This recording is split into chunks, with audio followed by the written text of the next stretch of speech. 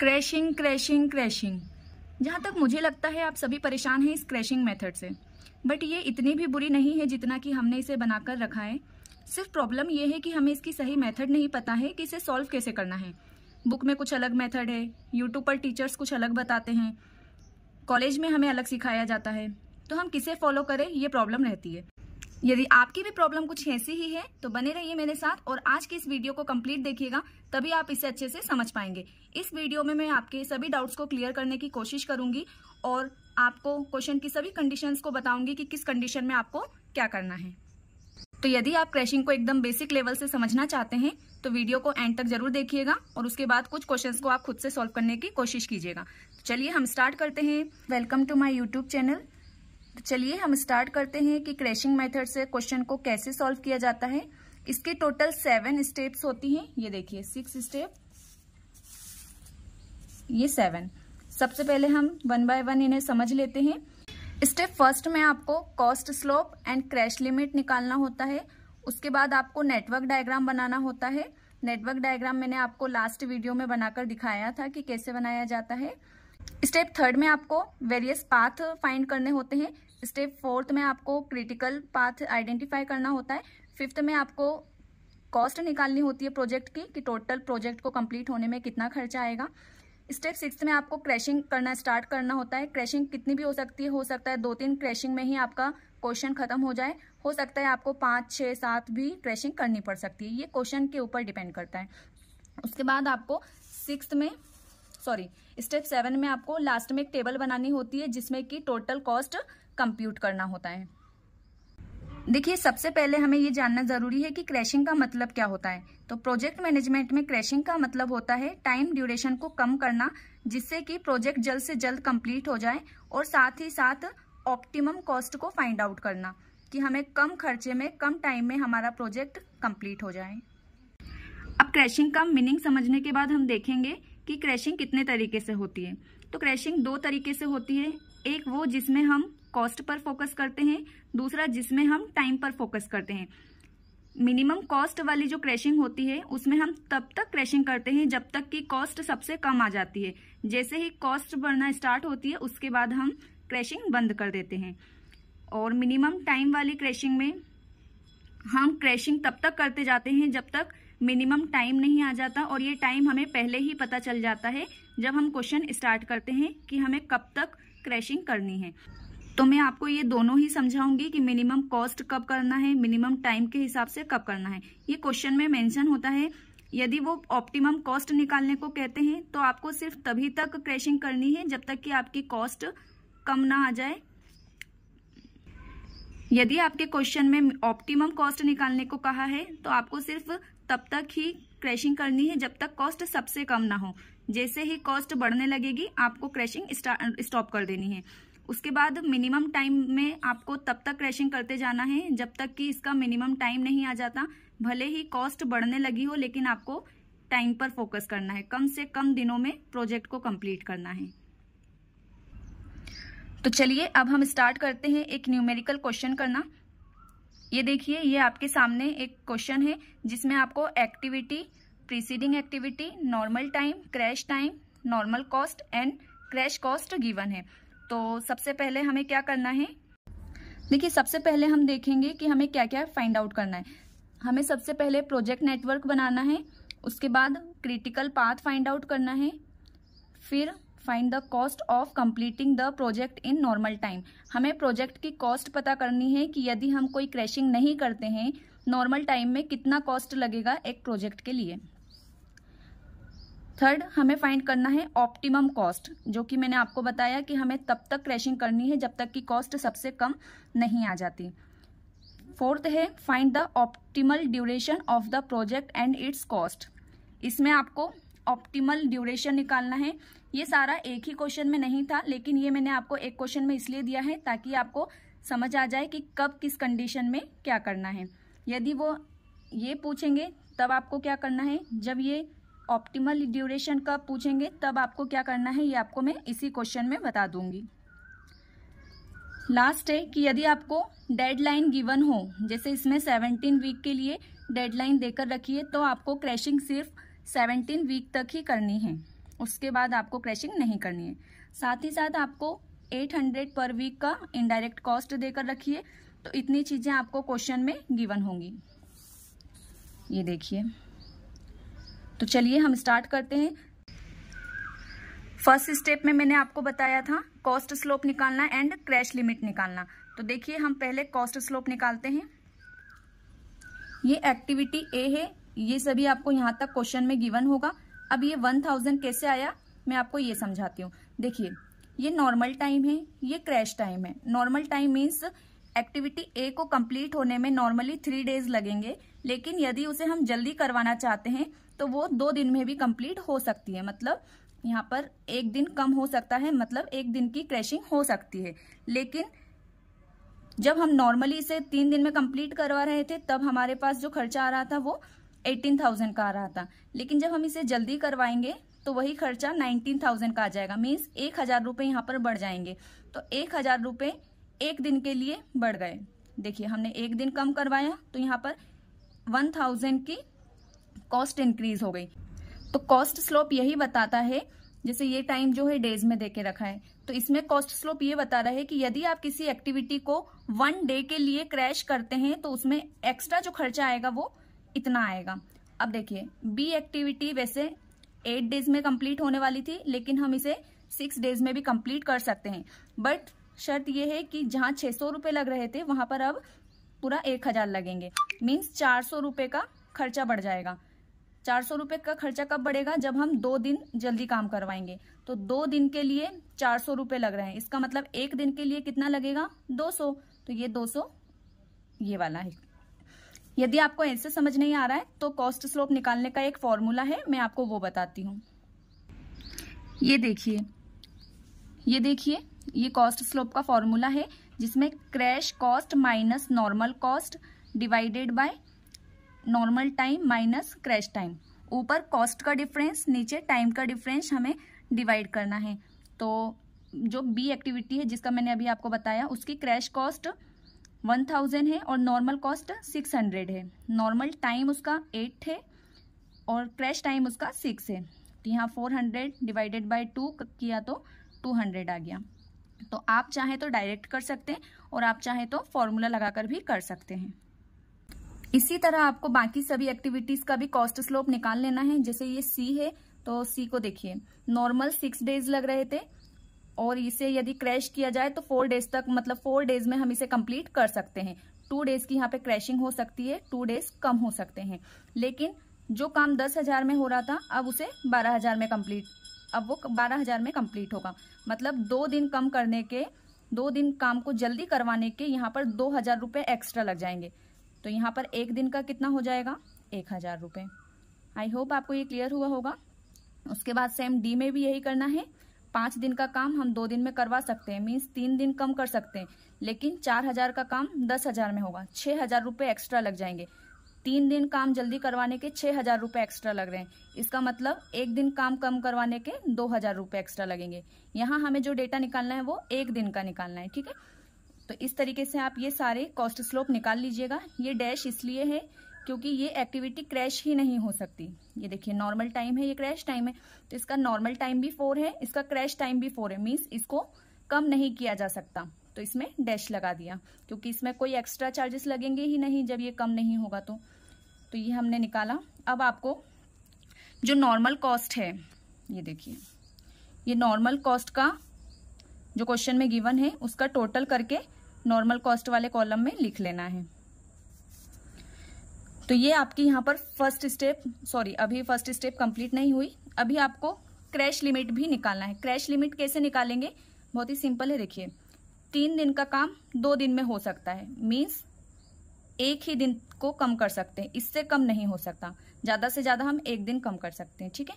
Activity B जो है वो 8 दिन में कंप्लीट हो रही थी, लेकिन उसे हम 6 डेज में कर सकते हैं, मीन्स सिर्फ 2 ही दिन कम कर सकते हैं, उससे ज्यादा नहीं। इसकी लिमिट कितनी है? 2 दिन की।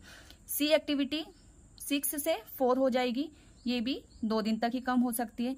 डी एक्टिविटी 5 से 2, मीन्स इस एक्टिविटी को 3 डेज तक कम किया जा सकता है। तो इस टाइप से हमने ये सारी क्रैश लिमिट निकाल ली। ये देखिए एफ एक्टिविटी जो है, आई एक्टिविटी जो है ये 2 दिन में कंप्लीट होने वाली थी, लेकिन इसको 1 दिन में किया जा सकता है, बस कॉस्ट ज़्यादा लगेगी। तो इसकी क्रैश लिमिट कितनी है? 1। इन दोनों का डिफरेंस लिखना है यहाँ पर, ठीक है। चलिए अब हम आगे बढ़ते हैं। हमारी फर्स्ट स्टेप कंप्लीट हुई। ये सेकंड स्टेप स्टार्ट होती है, जो कि है नेटवर्क डायग्राम बनाना। तो नेटवर्क डायग्राम मैंने आपको लास्ट वीडियो में बताया था, और वो यही नेटवर्क डायग्राम था। तो यदि आपने मेरी वो वीडियो नहीं देखी है तो आप एक बार उसे देख लीजिएगा। बस मैं आपको एक बार ऊपर ऊपर समझा देती हूँ। ये देखिए ए और बी एक्टिविटी की कोई प्रीसीडिंग एक्टिविटी नहीं है, तो ये ऑटोमेटिक स्टार्ट हो जाएगी, ए एक्टिविटी और ये बी एक्टिविटी। सी जो है वो तभी स्टार्ट होगा जब बी कंप्लीट हो जाएगा। बी हमारा यहाँ पर कंप्लीट हो रहा है, तो हमने यहाँ से सी को स्टार्ट कर दिया। डी तभी स्टार्ट होगा जब बी कंप्लीट हो जाएगा, तो हमने बी के कंप्लीट होने के बाद ये डी को स्टार्ट कर दिया। और ये हमने लास्ट में इसलिए मिलाया है क्योंकि एंडिंग पॉइंट हमेशा एक ही होता है। ई तभी कंप्लीट होगा, ई तभी स्टार्ट होगा जब ए कंप्लीट हो जाएगा। तो देखिए ई हमारा, ये यहाँ पर ए कंप्लीट हुआ, यहाँ से हमने ई को स्टार्ट कर दिया। एफ हमारा तभी स्टार्ट होगा जब ए कंप्लीट हो जाएगा, तो ए के कंप्लीट होने के बाद हमने एफ को भी स्टार्ट कर दिया। उसके बाद आते हैं जी पर। जी हमारा तभी स्टार्ट होगा जब एफ कंप्लीट हो जाएगा। तो एफ यहाँ पर कंप्लीट हुआ, तो यहाँ से हमने जी को यहाँ बना दिया। अब हमने इन तीनों को एक ही पॉइंट पर क्यों मिलाया है? क्योंकि लास्ट में यहाँ पर देखिए सी ई जी तीनों को एक ही पॉइंट पर मिलाना था, उसके बाद ही एच स्टार्ट होना था। तो हमने यहाँ पर मिला दिया सी ई जी को और यहाँ से एच को स्टार्ट कर दिया। एफ के कंप्लीट होने के बाद आई स्टार्ट होगा, तो ये एफ यहाँ कंप्लीट हुआ, इसके बाद हमने आई को स्टार्ट कर दिया। तो ये लास्ट पॉइंट एक ही है, एंडिंग पॉइंट एक होना चाहिए। मैंने आपको ये लास्ट वीडियो में बताया था। इसके बाद आपको एक्टिविटीज के नाम इनके ऊपर लिख देने हैं। देन ये जो ब्रैकेट में लिखा है ये नॉर्मल टाइम है, तो आपको क्वेश्चन में से सारा नॉर्मल टाइम सभी एक्टिविटीज का इसमें फिल करना है।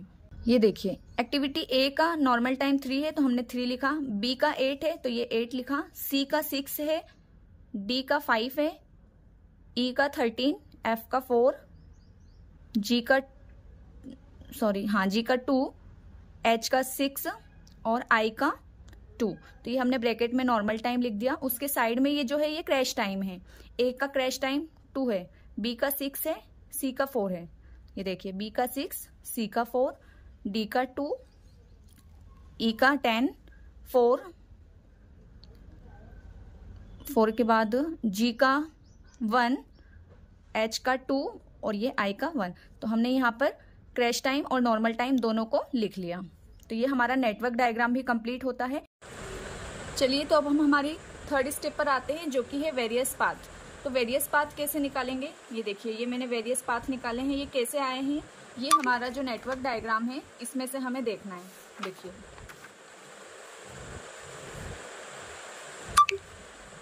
हमें इस एक्टिविटी से मीन्स इस नोड पर पहुंचने के लिए कौन कौन से पाथ हैं हमारे पास, हमें ये देखना है। देखिए सबसे पहले हम ए एक्टिविटी करेंगे, फिर एफ, फिर आई। तो हम ये 3 एक्टिविटी से भी लास्ट तक पहुंच सकते हैं। तो हमने पहला जो पाथ बना लिया वो ए एफ आई लिख लिया। सेकंड हम कैसे जा सकते हैं?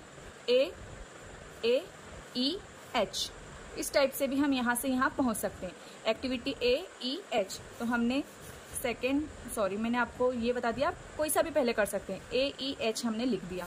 अब आप एक और रास्ते से जा सकते हैं, A F G H, A F G H, यहाँ से भी आप यहाँ पर पहुँच सकते हैं। तो एक हमने बना लिया वेरियस पाथ में ए एफ जी एच। इसके बाद एक और हम पाथ देखते हैं, बी सी एच। तो बी सी एच ये हमने लिख लिया, बी सी एच। उसके बाद लास्ट में हम बी और डायरेक्ट डी, तो बी डी। हम इन पाथ से लास्ट तक पहुंच सकते हैं। तो देखिए हमने 5 पाथ यहाँ पर फाइंड आउट किए हैं। तो ये आपको ऐसे लिख लेना है एक टेबल बनाकर।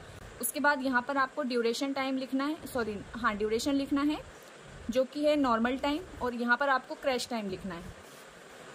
ये देखिए ए एफ आई, तो यहाँ पर हमें ए एफ आई का नॉर्मल टाइम प्लस करना है। ए का नॉर्मल टाइम 3, एफ का 4, इसका 2। ए एफ आई 3 4 2, तो 3 + 4 + 2 ये हमारा टोटल हो गया 9। ये 9 वीक्स। इसी टाइप से आपको इस सबका करना है। A F G H, A F G H, इसका नॉर्मल टाइम क्या है? 3 4 2 6, ये देखिए 3 + 4 + 2 + 6, इन सबको हमने प्लस किया तो 15 आया। इसी टाइप से आपको AEH का नॉर्मल टाइम प्लस करना है, BCH का भी नॉर्मल टाइम प्लस करना है और BD का भी नॉर्मल टाइम प्लस करना है। आपको ये सारे टाइम प्लस कर देने हैं। उसके बाद पहले हम क्रैश टाइम निकाल लेते हैं। अब क्रैश टाइम में भी आपको सेम वही चीज़ करना है। अभी हमने नॉर्मल टाइम प्लस किया था, इसमें आपको क्रैश टाइम को प्लस करना है। ये जो हमने साइड में क्रैश टाइम लिखा था इसको प्लस कर लीजिए। AFI, तो A का कितना है 2, F का 4, I का 1, 2 + 4 + 1, ये देखिए 2 + 4 + 1 = 7। ऐसा सेम आपको सभी के क्रैश टाइम को भी प्लस कर लेना है। इसके बाद आपको ये सिलेक्ट कर लेना है सबसे हाईएस्ट। ये जो सारे वीक्स हैं 9 वीक, 15 वीक, 22, 20, 13, इसमें से सबसे हाईएस्ट क्या है 22, तो हम इसे सिलेक्ट कर लेंगे और यही हमारा जो सबसे हाईएस्ट है यही हमारा क्रिटिकल पाथ बन जाएगा आगे चलकर। ऐसे ही आपको क्रैश टाइम में से भी सबसे हाईएस्ट को सिलेक्ट करना है। ये जरूरी नहीं है कि जो यहाँ पर आया है वही वाले क्रिटिकल पाथ में ही क्रैश टाइम आए। क्रैश टाइम कोई सा भी हो सकता है, यहाँ पर भी आ सकता है, यहाँ पर भी आ सकता है, लेकिन आपको सबसे मैक्सिमम ही सिलेक्ट करना है। तो देखिए यहाँ पर हमारा जो मैक्सिमम टाइम आया है वो 22 आया है। इसका मतलब ये है कि जो भी प्रोजेक्ट था उस प्रोजेक्ट को कंप्लीट होने में नॉर्मली हमें 22 वीक्स तो लग जाएंगे, लेकिन उसको हम क्रैश कर सकते हैं, कम कर सकते हैं 14 वीक्स तक। 14 वीक्स से कम नहीं हो सकता, इतना तो कम से कम लगेगा ही टाइम। उसके बाद देखिए तो मैंने आपको बताया कि 22 वीक्स नॉर्मली लगेंगे और ज़्यादा से ज़्यादा हम इसको 14 वीक्स तक कम कर सकते हैं, इससे ज़्यादा कम नहीं किया जा सकता। लेकिन हमारे क्वेश्चन में हमें क्या करना है क्या नहीं करना है ये आपको कैसे पता चलेगा? अगर उन्होंने बोला है कि मिनिमम टाइम तक आपको फाइंड आउट करना है, तब आप 14 वीक्स तक निकालिएगा। ये आपको देखिए क्वेश्चन के पहले ही पता चल गया कि ये हमें 14 वीक्स तक सबसे मिनिमम है, तो 14 वीक तक ही निकालना है। लेकिन यदि उन्होंने कहा है कि ऑप्टिमम कॉस्ट निकालिए, जिसमें कॉस्ट पर फोकस करने को कहा है, तब आपको 14 वीक्स तक ले जाना जरूरी नहीं है। तब आपको सिर्फ तब तक क्रैशिंग करते जाना है जब तक कि कॉस्ट जो है वो कम होते जाए। जैसे ही कॉस्ट बढ़ने लगेगी उसके बाद आपको क्रैशिंग स्टॉप कर देना है। यहाँ तक आपको क्लियर है? चलिए तो अब हम स्टार्ट करते हैं। ये हमने ड्यूरेशन देख लिया, क्रैश टाइम देख लिया। अब उसके बाद एक आप ऐसे टेबल बना दीजिएगा, ये देखिए, और यहाँ पर लिख लीजिएगा प्रोजेक्ट ड्यूरेशन जो है वो 22 वीक्स है, मीन्स नॉर्मली इतने वीक में कंप्लीट होगा हमारा प्रोजेक्ट। अब ये आपको बना लेना है। ये सेम ऊपर वाले टेबल जैसा ही है, ये एक्टिविटीज़ यहाँ लिखना है और नॉर्मल ड्यूरेशन जो अभी निकल कर आया 9, 15, 22 ये, तो ये हमें नॉर्मल ड्यूरेशन यहाँ पर लिख लेना है। उसके बाद आप यहाँ पर 4-5 कॉलम्स बना दीजिएगा जो कि हमारी क्रैशिंग के लिए रहेगा। यहाँ पे क्रैशिंग के बाद कितना ड्यूरेशन बचता है वो हम यहाँ पर लिखेंगे। मीन्स जब हम एक्टिविटीज़ को क्रैश करेंगे तो यहाँ पर बचा हुआ जो ड्यूरेशन आता है उसको लिखेंगे। अभी जब आप क्वेश्चन सॉल्व करेंगे तो आपको समझ आ जाएगा। तो ये टेबल आपको पहले से बनाकर रख लेनी है जिससे कि एकदम सिस्टमेटिक आपका क्वेश्चन लगेगा। चलिए स्टेप 4 में हमें क्रिटिकल पाथ सिलेक्ट करना था, तो हमें पहले ही पता चल गया कि क्रिटिकल पाथ कौन सा है जो कि सबसे मैक्सिमम ड्यूरेशन था। ये हमारा क्रिटिकल पाथ है AEH, तो हमने ये सिलेक्ट कर लिया AEH और ड्यूरेशन 22 वीक्स। इसके बाद हम स्टेप 5 पर आते हैं जो कि है प्रोजेक्ट कॉस्ट कंप्यूटेशन। मीन्स जो हमारा प्रोजेक्ट है उसको कंप्लीट होने में, जो कि 22 वीक्स में कंप्लीट होगा, तो कंप्लीट होने तक उसमें टोटल कितना खर्चा आएगा बिना किसी क्रैशिंग के। तो देखिए ये बिफोर क्रैशिंग लिखा हुआ है। टोटल कितना खर्चा आएगा, डायरेक्ट एक्सपेंसेस भी रहेंगे और इनडायरेक्ट कॉस्ट भी रहेगी उसमें। तो डायरेक्ट कॉस्ट क्या है जो कि मैंने आपको बताया था, नॉर्मल कॉस्ट को हमें टोटल करना था, वही हमारा डायरेक्ट कॉस्ट होगा। ये देखिए मैंने आपसे कहा था क्वेश्चन में नॉर्मल का सारा टोटल लगाकर यहाँ लिखना है, यही हमारी डायरेक्ट कॉस्ट होती है। तो ये आपको यहाँ पर लिख देना है। प्लस इनडायरेक्ट कॉस्ट क्या है, ये हमारे क्वेश्चन में गिवन थी। ये देखिए 800 पर वीक, एक वीक में 800 रुपये आपको लगेंगे इनडायरेक्ट कॉस्ट के रूप में। तो अब देखिए एक वीक में 800 रुपीज़ लग रहे थे, हमारा जो प्रोजेक्ट है वो 22 वीक में कंप्लीट हो रहा है। मीन्स 22 वीक तक आपको हर वीक में 800 रुपीज़ लगेंगे, तो टोटल कितना हो जाएगा, इतना। इन दोनों को प्लस करके ये आपकी टोटल कॉस्ट आ जाएगी। स्टेप 6 अब हम करते हैं जो कि है क्रैशिंग। अब हमें यहाँ से हम क्रैशिंग स्टार्ट कर देंगे। तो क्रैशिंग के लिए सबसे पहले हमें जो हमने क्रिटिकल पाथ सेलेक्ट किया था उसे लिख लीजिए, ये हमने लिखा। अब इसमें देखिए इसमें क्या क्या एक्टिविटीज़ हैं। ये हमने जो करा था एरो एक्टिविटी ऑन एरो था, तो इसलिए इसमें ऐसे एक्टिविटीज़ हैं AEH। यदि आपका कोई और क्वेश्चन हो उसमें एक्टिविटी ऑन नोड होगा तो उसमें 1 से 2, 2 से 3, 4 से 5 इस टाइप से दे के रखेंगे। तो यहाँ पर जो एक्टिविटीज़ हैं ये सिंगल सिंगल एक्टिविटी है। Activity A, activity E, activity H, AEH।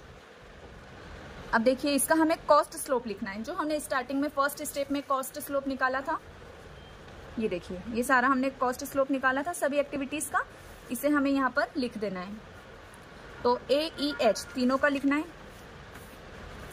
A का क्या है 1000, E का कितना है 2000 और H का 500।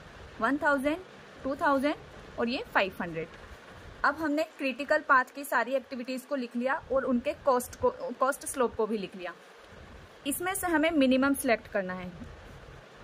जो हमारा क्रिटिकल पाथ होता है और उसकी जो एक्टिविटीज़ होती हैं उसमें से कोई एक एक्टिविटी हम क्रैश करते हैं, ठीक है। तो क्रैश हम किसको करेंगे, ऑब्वियसली हम उसको करेंगे जिसमें कॉस्ट सबसे कम लगेगी। जब हम किसी को भी कर सकते हैं तो हम उसको ही करें ना जिसमें हमें कम खर्चा आएगा।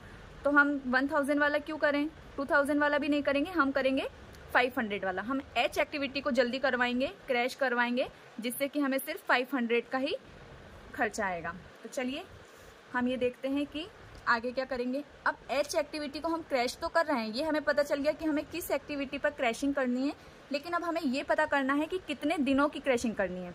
अब इसके भी 2 तरीके हो सकते हैं। एक तो ये है कि आप हर एक एक्टिविटी को 1 बाय 1 मतलब 1 डे से क्रैश करते जाइए, लेकिन वो आपको थोड़ा सा लॉन्ग पड़ेगा।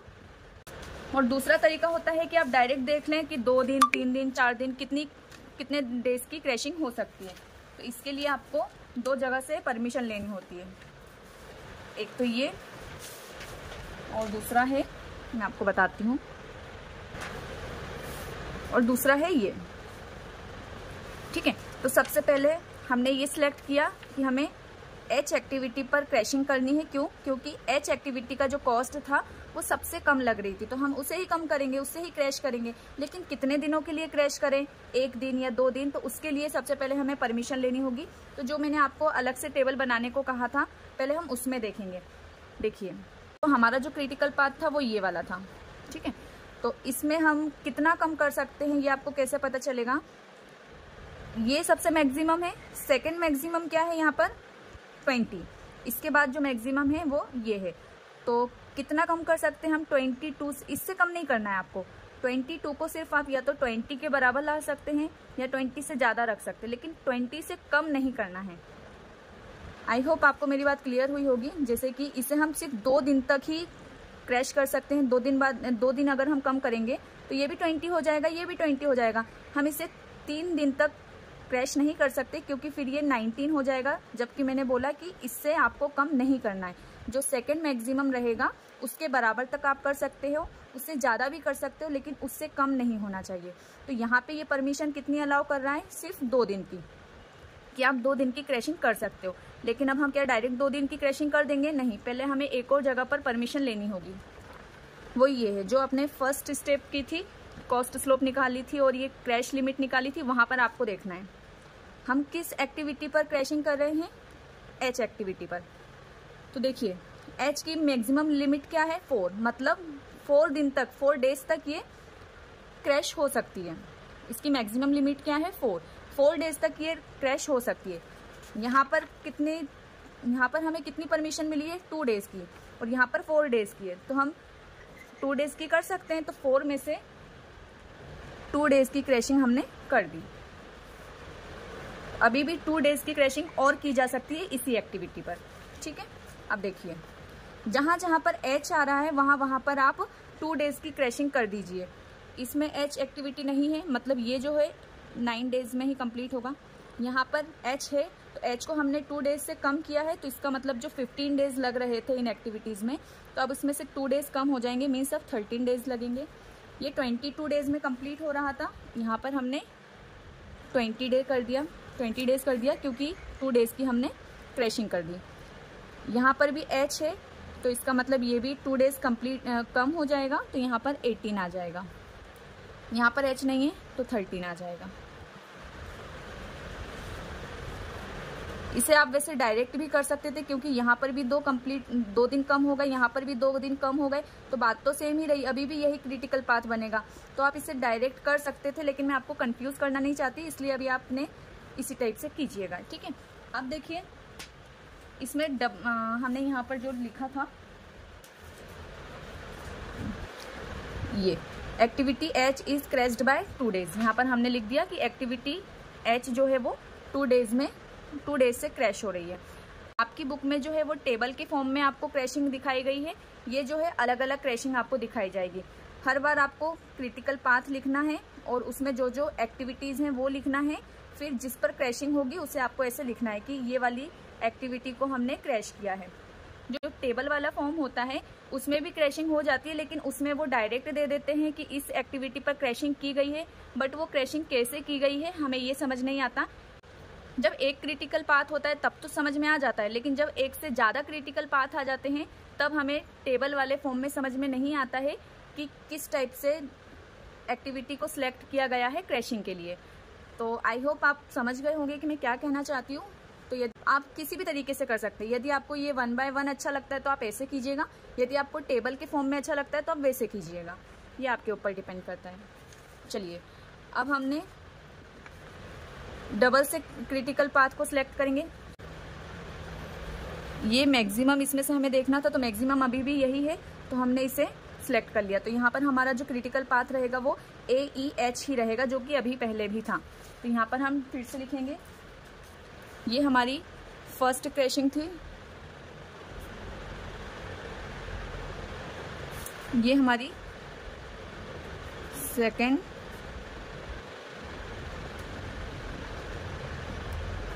क्रैशिंग बन जाएगी। ठीक है, चलिए AEH, इसमें भी कौन कौन सी एक्टिविटीज़ हैं? AEH सेम वही है, इसका 1000 कॉस्ट स्लोप, इसका 2000, इसका 500। सबसे कम क्या है? ये वाला, तो इसका मतलब क्रैशिंग इसी पर होगी। अब क्रैशिंग होगी तो कितने डेज से होगी? फिर से हमें 2 जगह से परमिशन लेनी होगी। तो देखिए सबसे पहले हम यहाँ से परमिशन ले लेते हैं, ये 20 है सबसे हाईएस्ट, इससे कम हाईएस्ट कौन सा है? 18, मीन्स 20 को हम सिर्फ 18 तक ही कम कर सकते, उससे ज़्यादा नहीं कर सकते। तो ये जो टेबल है ये क्या परमिशन दे रही है? सिर्फ 2 डेज़ की। अब हम उसके क्रैश लिमिट में चेक कर लेते हैं। ये देखिए यहाँ पर भी एच जो था, एक बार हमने क्रैश किया तो 2 लिमिट और बची थी उसकी, तो अभी भी ये भी 2 की परमिशन दे रही है और ये टेबल भी 2 की परमिशन दे रही है। इसका मतलब एच एक्टिविटी को अभी हम 2 से क्रैश कर सकते हैं। तो देखिए इसको हमने 2 से क्रैश कर दिया, तो अब इसकी लिमिट पूरी ख़त्म हो गई। एक बार पहले 2 से किया था, अभी भी 2 से किया, तो 4 टोटल हो गया, तो अब ये 0 बचा। मीन्स अब ये एक्टिविटी पर क्रैशिंग नहीं हो सकती, अब ये पूरी तरह से क्रैश हो चुकी है। जब यहाँ पर 0 आ जाता है तो अब अगली बार अगर ये एच आता है तो उसे कंसीडर नहीं किया जाएगा। तो ये देखिए यहाँ पे वापस लिखिएगा, activity H is crashed by 2 days. हमने 2 से वापस इसे क्रैश किया, तो ये हमारी सेकेंड इटरेशन में क्या आया? देखिए एच कहाँ पर है? यहाँ नहीं है, यहाँ पर एच है। तो जो 13 डेज लग रहे थे तो हमने एच में 2 दिन कम कर दिए, तो इसका मतलब इस पूरे में भी 2 दिन कम हो जाएगा। तो 11, 20 डेज से 18 डेज, क्योंकि यहाँ पर एच था, इसमें भी एच आ रहा है, तो 18 डेज से 16, उसके बाद ये 13 का 13 रहेगा क्योंकि इसमें एच नहीं है। तो सेकेंड इटरेशन में हमारा ये ड्यूरेशन आया। ठीक है, इसके बाद आपको करना है थर्ड इटरेशन। अब थर्ड में वापस आप इसी टेबल में से सबसे हाईएस्ट को सिलेक्ट करेंगे, तो मैक्सिमम क्या है यहाँ पर? 18। अगेन हमारा क्रिटिकल पाथ AEH ही बनेगा। अब हम क्या करेंगे? देखिए वापस से हमारा क्रिटिकल पाथ वही है AEH। तो इसकी क्या क्या एक्टिविटीज़ हैं?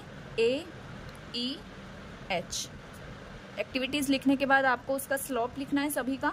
A का स्लोप था कॉस्ट स्लोप 1000, E का था 2000, और एच का था 5000। तो देखिए सबसे कम वैसे तो 500 है, लेकिन अभी हमने देखा कि एच पर और क्रैशिंग नहीं की जा सकती क्योंकि एच का जो ड्यूरेशन है, क्रैश लिमिट है, वो 0 हो चुकी है। तो अब हम एच पर और क्रैशिंग नहीं कर सकते, तो इसको कंसीडर नहीं किया जाएगा। उसके बाद क्या बचता है, ए और ई। इन दोनों में से जिसकी कॉस्ट कम होगी हम वही क्रैश करेंगे। तो ए एक्टिविटी को क्रैश करने में कॉस्ट कम लग रही है, तो हम क्रैशिंग किस पर करेंगे, ए पर। तो चलिए हम स्टार्ट करते हैं। तो ये हमने लिख दिया, activity A is crashed by, यहाँ पर कितने डेज लिखेंगे, तो आपको 2 जगह से परमिशन लेनी होगी। सबसे पहले वो टेबल से, उसके बाद क्रैश लिमिट से। तो देखिए टेबल में हाईएस्ट ये है और सेकंड हाईएस्ट 16 है, तो 18 को हम मैक्सिमम 16 तक ही ला सकते हैं। मीन्स सिर्फ 2 डेज की ही क्रैशिंग कर सकते हैं, 2 डेज ही कम कर सकते हैं यहाँ पर, ठीक है। लेकिन अभी हमें एक और परमिशन लेनी होगी हमारी क्रैश लिमिट से। क्रैश लिमिट क्या कहती है ए के लिए, कि जो ए है वो उसकी लिमिट एक ही है, वो सिर्फ एक ही दिन तक क्रैश हो सकती है, उससे ज़्यादा कम नहीं कर सकते। इसने तो 2 डेज की परमिशन दे दी थी, लेकिन यहाँ पर एक ही दिन की परमिशन है। तो हम क्या करेंगे, ए एक्टिविटी को एक ही दिन से क्रैश करेंगे। तो हम यहाँ क्या लिखेंगे, activity A is crashed by 1 day. इसके बाद अब आपको वापस से इसमें अपडेशन करना होगा। इसके बाद आपको वापस इसे अपडेट करना होगा। देखिए एक्टिविटी ए जहां जहां पर है वहां पर आप इसे एक दिन से कम कर दीजिएगा। क्यों, क्योंकि हमने ए एक्टिविटी को 1 डे से क्रैश किया। तो ए यहाँ पर है 9 डेज लग रहे थे, अब ये थर्ड इटरेशन में 9 डेज में 1 कम हुआ तो 8 डेज हो गए। यहाँ पर भी ए है, 11 डेज में वर्क कंप्लीट हो रहा था, अब हम यहाँ पर 10 कर देंगे। यहाँ पर भी ए है, ये 18 डेज में कंप्लीट हो रहा था, यहाँ 17 आ जाएगा। उसके बाद यहाँ पर नहीं है तो 16 एज इट इज, 13 भी एज इट इज। इसके बाद वापस से हम क्रिटिकल पाथ चूज करेंगे, तो इसमें से सबसे हाईएस्ट अगेन यही है। ये इस क्वेश्चन में हो रहा है कि एक ही एक क्रिटिकल पाथ आ रहा है। आपके क्वेश्चंस में ऐसा नहीं होगा। आगे के जो क्वेश्चंस हैं हो सकता है उसमें सारे पाथ अलग अलग भी आए, कभी कभी 2 क्रिटिकल पाथ भी बन जाएंगे। चलिए अब हम 4th क्रैशिंग स्टार्ट करते हैं।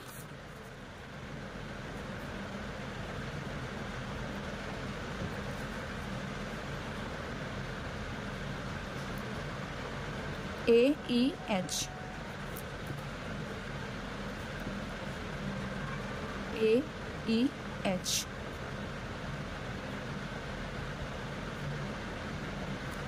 अब देखिए अभी हमने इसको तो अपडेट किया ही नहीं, ये 1 इसकी लिमिट थी और 1 ही हमने क्रैश कर दिया, मतलब अब इसकी लिमिट 0 बची है, अब इसकी कुछ भी लिमिट नहीं बची है। तो देखिए H एक्टिविटी थी वो भी 0 हो गई, A एक्टिविटी थी वो भी 0 हो गई। तो इसका मतलब है कि अब हम इन दोनों पर क्रैशिंग नहीं कर सकते। तो बची क्या, सिर्फ E एक्टिविटी। तो E एक्टिविटी पर हम क्रैशिंग करेंगे, तो activity E is crashed by कितने डेज, हमें फिर से 2 परमिशन लेनी होगी। सबसे पहले हम यहाँ से परमिशन लेते हैं। ये देखिए यहाँ पर जो सेकंड हाईएस्ट है वो 16 है, इसका मतलब हम 17 को सिर्फ 16 बना सकते हैं। मीन्स एक ही दिन की क्रैशिंग की जा सकती है, उससे कम यहाँ पर नहीं किया जा सकता। अब देखिए ई जो एक्टिविटी है उसकी क्रैश लिमिट 3 है, मीन्स आप 3 डेज तक इसको क्रैश कर सकते हो। लेकिन यहाँ पर इस जो टेबल ने हमें लिमिट दी है वो सिर्फ 1 डे की ही दी है, तो हम 3 डेज को करेंगे या 1 डे को, तो हमें जो कम होता है उसकी क्रैशिंग करनी होती है। तो मीन्स यहाँ पर हम 1 डे की ही क्रैशिंग कर सकते हैं। तो 3 डेज उसकी लिमिट थी, 1 डे से अब हम क्रैश कर देंगे, तो अब इसकी लिमिट बचेगी 2 डेज, और यहाँ पर भी कम हो जाएगा। तो ये हमारी फोर्थ क्रैशिंग में देखिए ई कहाँ पर आ रहा है, ये तो नहीं आ रहा है, यहाँ पर भी नहीं है, इसमें ई आ रहा है 16, इसमें भी ई नहीं है और इसमें भी ई नहीं है। ठीक है, अब एक बात और आप ध्यान रखिएगा, मैंने आपको क्वेश्चन की स्टार्टिंग में बताया था, ये देखिए कि जब आपको डेडलाइन गिवन हो, यहाँ पर आपको ये डेडलाइन थी 17 वीक की, सॉरी इससे आप डेज कर लीजिएगा, 17 डेज की थी, ठीक है लीजिएगा। और जहाँ जहाँ मैंने आपको वीक बोला है तो आप डेज के हिसाब से देख लीजिएगा, ठीक है। इसके बाद आपको ये जो 17 डेज की डेडलाइन दी गई थी, तो इसका मतलब था कि सिर्फ हमें जब तक 17 आ जाता है तब तक ही क्रैशिंग करनी है। तो देखिए, तो मैं आपको ये बता रही थी कि जब भी हमें डेडलाइन गिवन हो क्वेश्चन में, तो हमें सिर्फ उसी टाइम तक क्रैशिंग करनी होती है, उसके बाद आपको क्रैशिंग नहीं करनी है, ठीक है। लेकिन मैंने आपको बोला है कि मैं आपको इसी क्वेश्चन में सारी चीज़ें बताऊंगी, तो मैंने आपको ये बता दिया है कि जब भी डेडलाइन गिवन हो तो हमें सिर्फ तभी तक क्रैशिंग करनी है। अब आगे के लिए मैं आपको बताती हूँ। इसमें 2 क्रिटिकल पाथ बनेंगे, तो 2 क्रिटिकल पाथ को कैसे सॉल्व करते हैं इसलिए मैं आपको आगे भी बता देती हूँ, ठीक है। ये देखिए, यहाँ पर मैक्सिमम ये दोनों हैं, तो इसका मतलब अब हमारे पास 2 क्रिटिकल पाथ होंगे। तो चलिए हम स्टार्ट कर देते हैं। तो इसका मतलब है अब हमारे पास 2 क्रिटिकल पाथ होंगे। चलिए हम इसे करना स्टार्ट करते हैं। ये हमारी 5th क्रैशिंग है।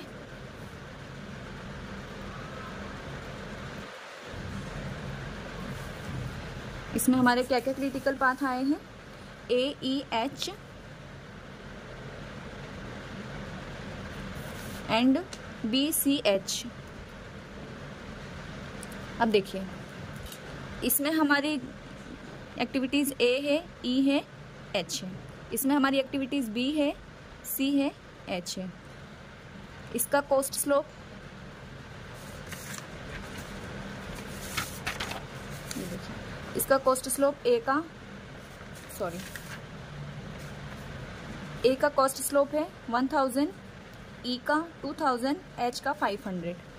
1000, 2000 और 500। B का कॉस्ट स्लोप C का और H का। B का है 200, C का है 1000, H का 500। 200, 1000 और 500। अब देखिए, पहले हम चेक कर लेते हैं कि इनमें से कौन कौन सी हमारी एक्टिविटीज़ जो हैं वो क्रैश हो चुकी थी पूरी तरह से। तो देखिए, जिसमें ये 0 आ गया है उसे हमें क्रैश नहीं करना है, तो हम H और एक्टिविटी A को हम कट कर देंगे। इन पर क्रैशिंग नहीं की जा सकती। तो इसका मतलब यहाँ पर क्या बचा? एक्टिविटी E और यहाँ पर एक्टिविटी B, एक्टिविटी C। अब देखिए, जब भी हमारे पास 2 क्रिटिकल पाथ आ जाते हैं तब हमें पॉसिबल पाथ बनाना पड़ता है। ये टेबल फॉर्म में हमें नहीं दिया जाता है, डायरेक्ट उसमें बता दिया जाता है कि किस एक्टिविटी पर क्रैशिंग हो रही है, लेकिन ये हम ऐसे ही निकालते हैं। जो आपको आपकी बुक में जो टेबल वाले जो सॉल्यूशन है उसमें आपको जब डबल क्रिटिकल पाथ आ जाते हैं तब आपको नहीं पता चलता है कि हमने इस एक्टिविटी को क्यों सिलेक्ट किया है। तो वो पॉसिबल पाथ से ही पता चलता है कि हमने क्रैशिंग एक्टिविटी को कैसे सिलेक्ट किया है। अब देखिए, पॉसिबल पाथ यानी कि क्या क्या यहाँ पे पॉसिबल हो सकता है। इसमें क्या एक्टिविटी है? E। तो एक एक्टिविटी आपको इस क्रिटिकल पाथ की लेनी है, एक एक्टिविटी आपको इस क्रिटिकल पाथ की लेनी है। तो ये हमने E लिया, यहाँ से भी, यहाँ पे सिर्फ 2 ही हैं, B या C, दोनों में से किसी भी एक को ले लीजिए। मान लीजिए हमने B को लिया, आप C को भी ले सकते हैं। तो एक हमारा पॉसिबल पाथ क्या बना? E और B। एक हमारा पॉसिबल पाथ बनेगा, यहाँ पर तो E है तो E ही लेंगे, और यहाँ पर C है, ये हमने C ले लिया। अब हम जब एक सिंगल एक्टिविटीज रहती थी तो हम उनके कॉस्ट स्लोप लिख लेते थे। यहाँ पर हमारे पास पॉसिबल पाथ में 2 एक्टिविटीज आ गई, तो हम दोनों के कॉस्ट स्लोप को प्लस करेंगे। तो देखिए, E का कॉस्ट स्लोप कितना था? देखिए, E का कॉस्ट स्लोप कितना था? 2000, और B का कितना है? 200। तो 2000 प्लस 200 कितना आया? 2200। उसके बाद E और C, तो E का कितना है? 2000 और C का कितना है? 1000। 2000 प्लस 1000, यहाँ पर आ जाएगा 3000।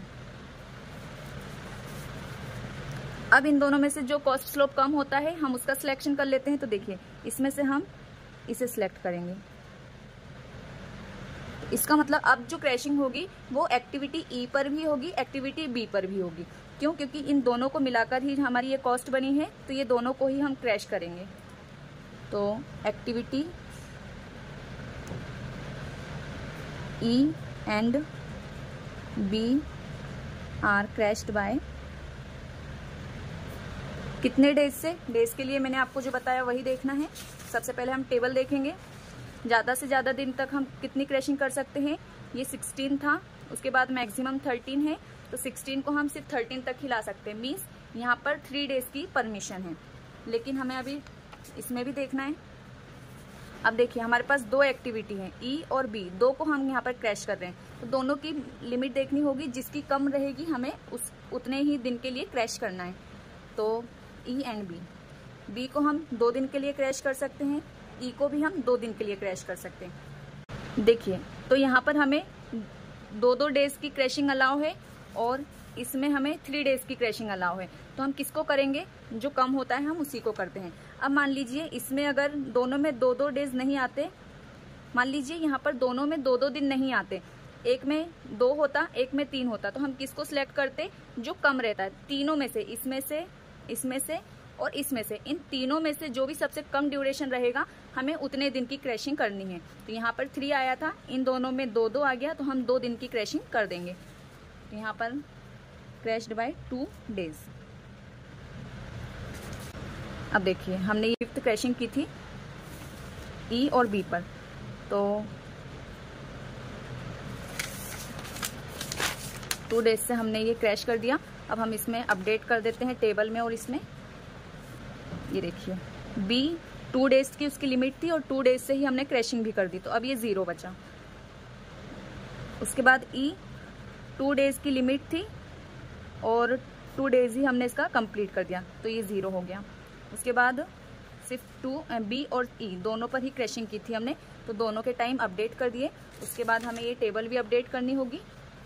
बी और ई कहाँ कहाँ पर आ रहा है देखिए, इसमें नहीं है तो 8, 10, इसमें ई है, तो मतलब 16 से ये कितना हो जाएगा 14, इसमें नहीं है तो ये 16 ही रहेगा। सॉरी, इसमें बी है तो ये 14 हो जाएगा। इसमें बी है और इसमें ई था, बी और ई पर हमने क्रैशिंग की थी, तो ई जिसमें आया वो 14, बी जिसमें आया वो 14। इसमें भी बी है तो ये कितना हो जाएगा, हमने 2 दिन की क्रैशिंग की है तो 2 दिन। तो देखिए ये हमारी 5th इटरेशन भी कंप्लीट हो गई। इसमें हमने इसे अपडेट भी कर दिया है और ये हाईएस्ट जो है यहाँ पर 14 है। हमने स्टार्टिंग में ही देख लिया था कि जो क्रैश्ड टाइम रहेगा मैक्सिमम वो 14 रहेगा, इससे ज़्यादा क्रैश हम नहीं कर सकते हैं।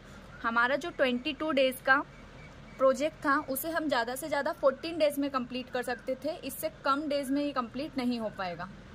तो यहाँ तक आपको बात समझ में आई होगी। तो देखिए यहाँ पर जो 14 था हमने लास्ट में वहीं तक सारी क्रैशिंग की है। तो एक तो तरीका ये होता है क्रैशिंग का कि जो हमारा क्रैश टाइम रहता है वहाँ तक हम क्रैशिंग करें। दूसरा ये रहता है कि यदि क्वेश्चन में डेडलाइन गिवन है वहाँ तक हम क्रैशिंग करें। जैसे हमारे इस क्वेश्चन में 17 डेज की डेडलाइन देकर रखी थी, तो हमने 17 डेज तक भी करके छोड़ सकते थे, लेकिन मैंने आपको और समझाने के लिए कि डबल क्रिटिकल पाथ को कैसे सॉल्व करते हैं तो मैं और आगे तक ले गई और यहाँ तक, यहाँ से आपको जो 14 यहाँ पर दे के रखा था उस 14 तक मैंने आपको क्रैशिंग करके दिखाई। तो अब हम हमारी लास्ट स्टेप स्टार्ट करते हैं जो कि है कैलकुलेशन ऑफ टोटल कॉस्ट। देखिए सबसे लास्ट में आपको ये टेबल बनानी है। इसमें आपको total duration, crashing activity, direct cost, crashing cost, cumulative crashing means crashing को प्लस करते हुए इसमें लिखना है, इनडायरेक्ट कॉस्ट और टोटल कॉस्ट फिर फाइनली आपको निकाल लेना है। अब देखिए ड्यूरेशन, सबसे पहले हमारा प्रोजेक्ट जो था वो 22 वीक्स में कंप्लीट हो रहा था, फिर हमने उसको क्रैश किया तो ये 20 डेज में आ गया, मीन्स 2 डेज से हमने इसको क्रैश कर दिया था।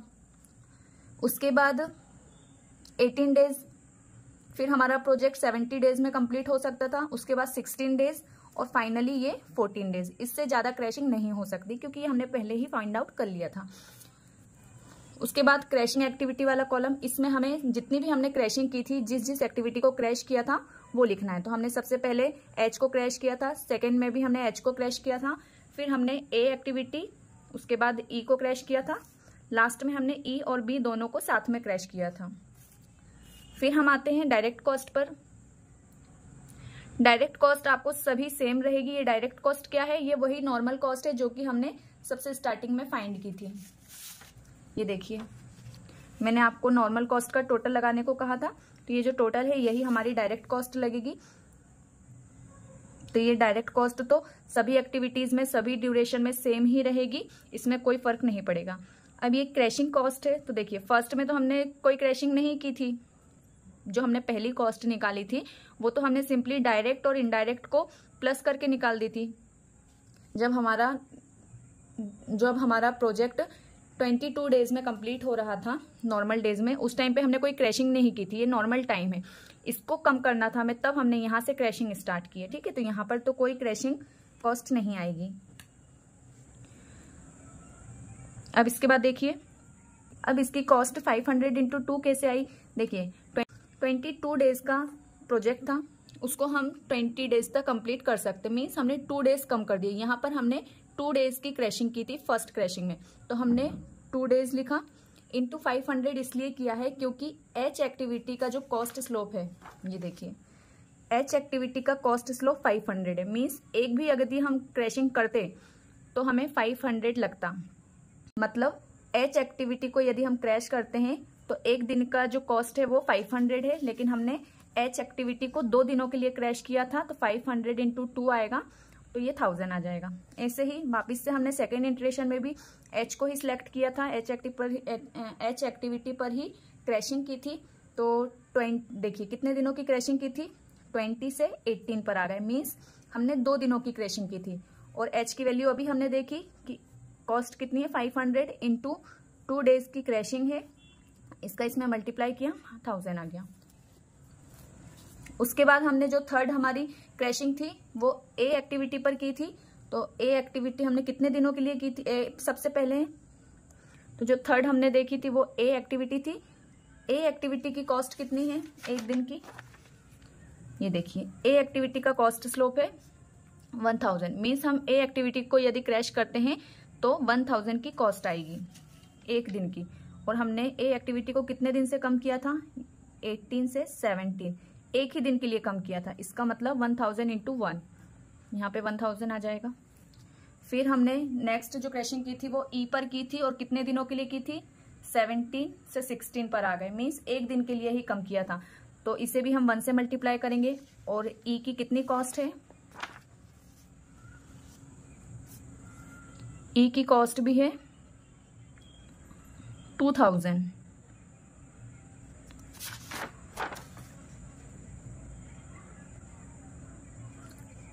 ई की कॉस्ट 2000 है, सॉरी यहाँ पर गलती से, चलिए तो देखिए हम कहाँ पर थे, ई इटरेशन पे।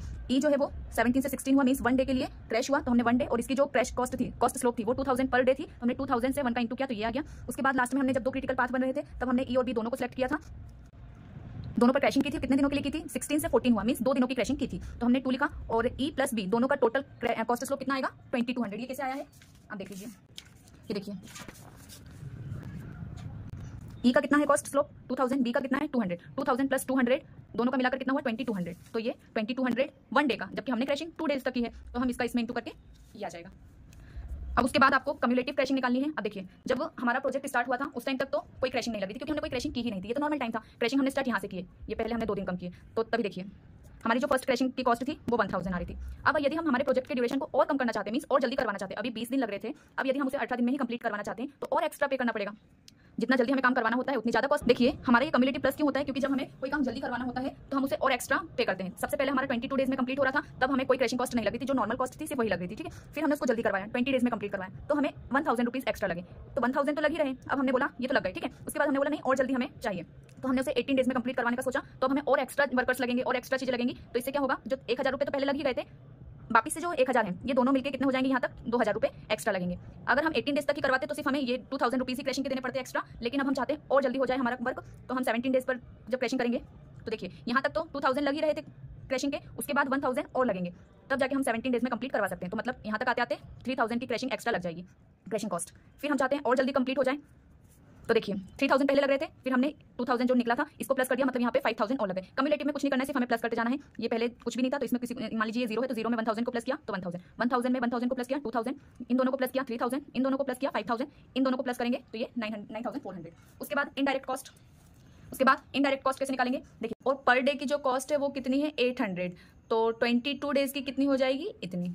ऐसे ही फिर यहाँ पर देखिए 20 डेज में कंप्लीट होगा यदि, तो 1 डे के हिसाब से 800, तो 20 डेज के हिसाब से इतना। इस टाइप से आपको सबका निकाल लेना है। जितने डेज हैं उसमें इंटू करना है 800 का। 17 इंटू 800, 16 इंटू 800 और ये 14 इंटू 800। अब आपको टोटल कॉस्ट कैसे निकालनी है?